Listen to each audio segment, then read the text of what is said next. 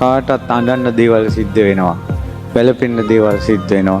හැමදාම hina වෙවි ඉන්න බෑ. අපි කාටත් ජීවිතේට මුහුණ දෙන්න සිද්ධ වෙනවා.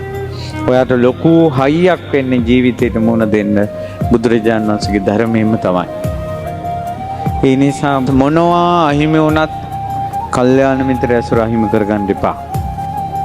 මොනවා අහිමි වුණත් මේ ධර්මයේ ඇසෙන අවස්ථාව මගහැර ගන්න එපා. මොනවා හිතා ගන්න බැරි වුණත් බණපදයක් හිතන එක අහිමි කරගන්න එපා.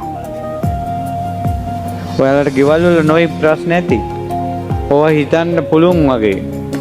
ප්‍රශ්නේ පුළුවන් වලට පිඹින්න හුලන්නේ නැහැ. නිසා ඔයාගේ ප්‍රශ්නේ යාර ලොකු බරක් වෙලා. ඇත්තටම ඔයා ප්‍රශ්නේ පිටිපස්සේ යන්න එපා දැන්. ඔයා දැන් ධර්මයේ පිටිපස්සේ යන්න. ඒ ධර්මයෙන් තමයි ඔයාගේ ප්‍රශ්නෙට උත්තරේ තියෙන්නේ.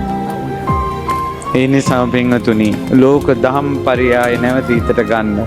යේන හි මඤ්ඤන්ති තතෝ තං හෝති අඤ්ඤතා. යම් ආකාරයකට අපි ජීවිතය ගැන ප්ලෑන් කරන්න හිතන්නේ සිද්ධ වෙන්නේ වෙන විදිහකටමයි. ඒ නිසා මේ ලෝකය ගැන අපි සිහිනමවල ඇති වැඩක් නැහැ. ජීවිතයට මෝන දෙන්න, අනිත්‍ය කියන ඇත්ත දකින්න අපිට තව ටික කාලයයි ජීවත් වෙන්න තියෙන්නේ. ඉතින් ඒ නිසා අපි කවුරුත් මැරෙන බවට මේන් එක සාක්කියක් නැවතත් දුන්නා. කෝටි ජනයා මැරෙනවා කියලා සාක්ෂි දෙද්දී අපේ ඇස් ඉදිරිපිට තවත් මේ තාත්තා කෙනෙක් සාක්ෂියක් දුන්නා.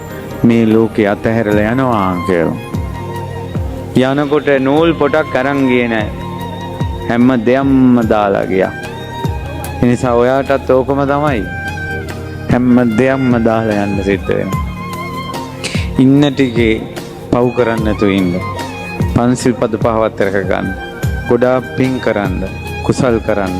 ඒ නිසා ඔබටත් මටත් ගෞතම බුදුසසුනේ මේ දහම තුළින් ලබන සැනසීම ලබන්න, ඒ වගේම අවිනිශ්චිත ජීවිතේ මේ උස්ම ටික අවසන් වෙන්න පෙර මේ බුදුරජාණන් වහන්සේගේ ධර්මය අපේ ජීවිතයට ළඟා කරගෙන සැනසෙන්න